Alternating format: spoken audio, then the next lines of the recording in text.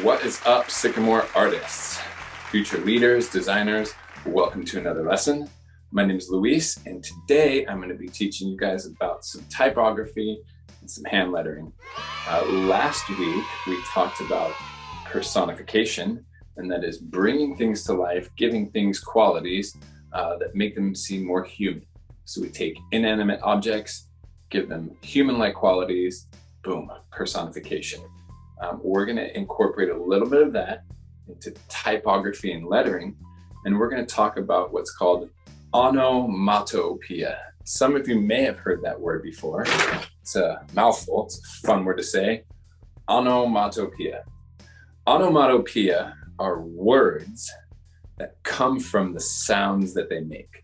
So for instance, the word hiss, or the word crackle, or the word snap, the word hoot, all those words come from the original sound.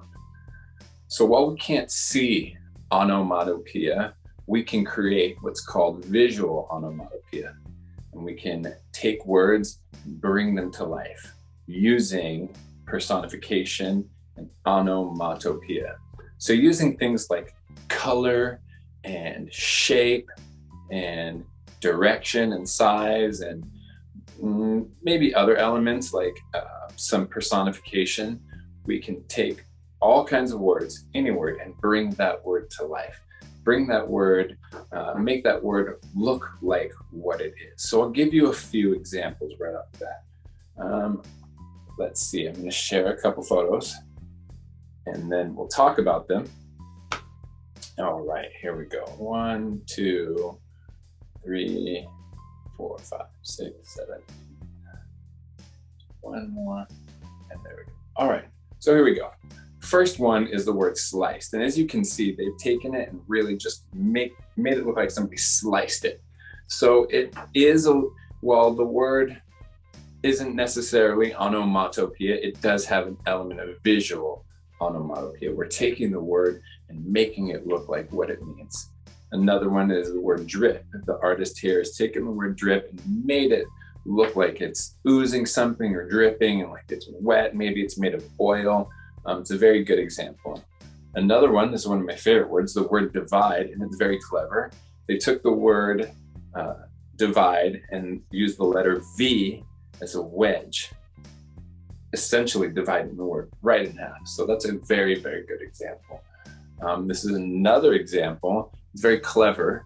They've taken the word panda, and obviously, you know, it looks like a panda. It's very cute. Pardon me. Another one, the word inflation. You can see in the middle how the words balloon and they taper out to the sides. That's a very good example. As is this one, the word hidden right here. I'm not sure if you can see the letter D hidden there between the other D and the I.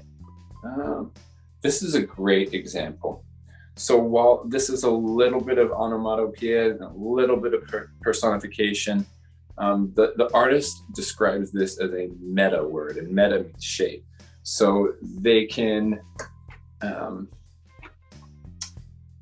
they've taken some elements here like color and really put it to good use. So if this word, like it was, if he used the color yellow or bright green, it really wouldn't make an impact the way it does with the color pink. So he's taken the color of the flamingo, made it into the shape of the flamingo, and it's a very, very successful example.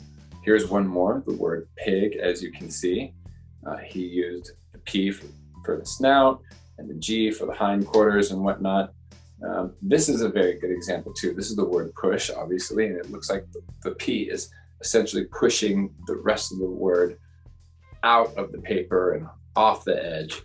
And now this is an example of onomatopoeia as well as a very good visual onomatopoeia. They take the word zap, so it sounds like what it is, and they brought it to life using shape, the jagged edge, kind of a representation of maybe electricity or fractals or something like that. And the color is very bright.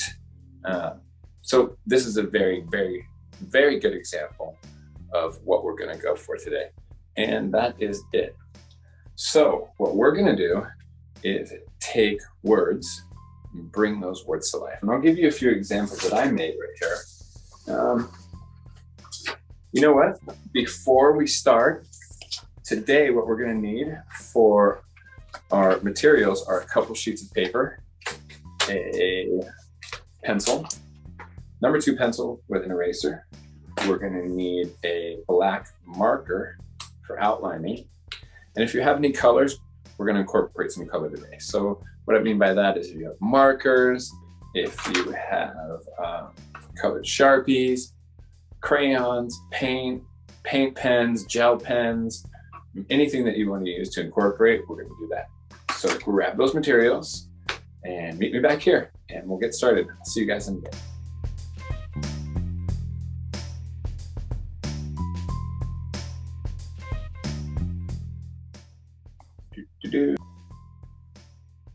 All right, Sycamore artists, we are back. You guys got your materials? Let's get started. So I was going to give you guys a few examples. We're talking about onomatopoeia and personification and descriptive lettering, typography. Lettering and typography are my favorite place to start with any art. It's a great place to explore your talent and technique. With lettering, you explore composition, and that means how things are put together. Space, you know, how far apart they are. Line weight, which is basically a fancy way of saying line thickness. You can explore shading, color, perspective, all kinds of things that you can incorporate into any other artwork. So it's often been said that there's no better place to start your artistic career than with typography and lettering. And we're about to do that right now. So moving forward, I made this example right here to show you guys the importance and the impact that typography can have and what we're going to do.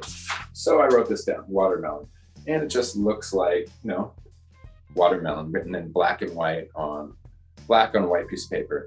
You see it and you go, oh yeah, watermelon, I know what it is. And you have a visual idea of watermelon, and that's, you know what watermelon is, you know what it is when you see this. Now if I were to take that same word and incorporate color and shape and a little bit of texture, this becomes much clearer and it gives a better representation of the word, in my opinion. This was done really quick using a couple markers, but I wanted to give the feeling of watermelon. So I used the green for the rind and I used the red marker for the watermelon part, a couple seeds, used the black marker for some seeds. And then I tried to get the feeling of a watermelon, you know, being open, that you could eat, and maybe make it look like somebody had taken bites out of it here and there. So with this, when I see this, I automatically smell watermelon, I taste it, I need a napkin, and I want a piece of watermelon right now. When I see this one, I just know what it is. You see what I'm saying? So when I see this, my mind goes, yeah, watermelon. My brain knows what it is. When I see this watermelon, I go, oh yeah, watermelon. Like, where is it? I want some now. Because my brain, because of the color and the shape, those sensory things, my brain now can tune into other senses. So my brain goes, oh, I know how it tastes, I know how it smells. So the power of typography is real, and it's very important. So we're going to keep going with a couple examples. The way you can write something, aside from color and descriptive characters, just the way you write something has a huge impact. For instance, the word tall. If I write it like this, it looks like it says tall. I know what it is. But if I write the word like that, now the word tall, the word itself has whole new meaning, and the word becomes the art. So the word, the definition of what the word is, becomes the art. And that's the magic of hand lettering and typography. Gives you guys a great basis for graphic design, and navigating the world around you. So another example right here is the same one. If I write it like this, very long and close together and lean, it doesn't have the same impact as it does if I write it like this. So again, just the way we write things, the shape of our letters and our words have a huge, huge impact on how we intuit those words, what we think of when we see those words. Another example right here. This word, just the word lean that I've written in basic pencil, right? Kind of just written it, doesn't have nearly the impact as this one does. And I could take this a step further even, and I could go, you know what, I'm gonna make everything kind of like this, leaning on the end. So all these now are just kind of leaning on this last letter right here. So we can take elements like size, color,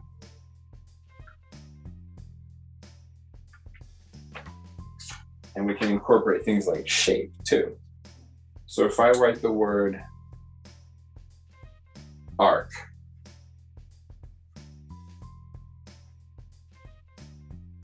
it's not nearly as impactful if maybe I take a circle template.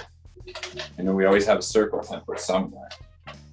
Use a circle to find a circle template anywhere in your kitchen. Glass or a cup or a plate or a little thing that holds a pencil. So if I take my circle template like this,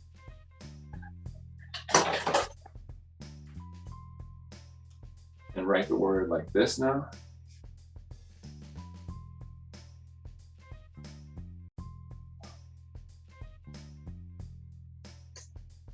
it's got a whole new meaning as opposed to this. So what I want you guys to do is to pick a word, pick 20 words, pick whichever word you want. What we're gonna do is make a contact sheet. So as you develop your artistic career and start to build clients and whatnot, they're gonna ask you for ideas and samples, and you're gonna hand them your ideas, and that's called a contact sheet. And it's gonna have a sheet of paper like this, and it's gonna have all of your ideas on it. They're gonna go, I like this one, and this one, and this one. I don't like this one, and this one's cool. So we're gonna make a contact sheet today of several words. So I want you guys to pick a few words. It can be food related, it can have movement, it can be an adjective, it can be an animal. Pick as many words as you can, and we're gonna bring those words to life using color, using shape, using size. And lastly, I want to introduce or remind you guys of elements of personification, like we did in our last lesson. We were giving inanimate objects, household items, some human qualities and bringing them to life. Well, we can do the same thing with letters. So we can incorporate personification into our typography. And here's an example. I just wrote the words peanut butter and jelly, and I drew some legs on them, and I drew, the hands, and peanut butter sees jelly, and they fist bump, like, dude, and he's like, bro. And all of a sudden, peanut butter and jelly just go from basic peanut butter and jelly to dude, bro, best friends ever. Just with a couple things. Just with a little bit of what's called personification. I could have used other elements, visual onomatopoeia, things we talked about, like color. So if I made the peanut butter brown and drew like peanuts and whatnot, or if I made the jelly dripping or made it purple or red, like grape jelly or strawberry jelly, I could have done that too. But a quick example of how we can bring these to life. So now peanut butter and jelly, two things that we always think about, that they're always together. I brought those to life even more just by a little bit of personification, some human elements. And now the words are even saying words. So what I want you guys to do is take a contact sheet, like I said, pick any amount of words you want, pick 10 words, all different things. Like I said, they can be food, they can be animals, they can be action words, they can be whatever you want. Bring those words to life using all the things we learned today. So you can use color, you can use shape, you can use size, but most importantly, you're going to have to use the most important tool that you guys have with you at all times, and that's your imagination. I hope you guys enjoyed this lesson. I'd really love to see what you guys have created. So if you and your parents want to email me, please do artwithluis@gmail.com. Stay creative. Write your name as many times as you can, over and over and over again, on a single sheet of paper. Make it long, short, tall, colorful, twisty. But for now, we're going to do personification, visual onomatopoeia. We're going to bring those words to life. So I hope you enjoyed this lesson. I'd love to see what you guys create, and stay busy, stay active, stay creative, and I'll see you guys soon. Take care.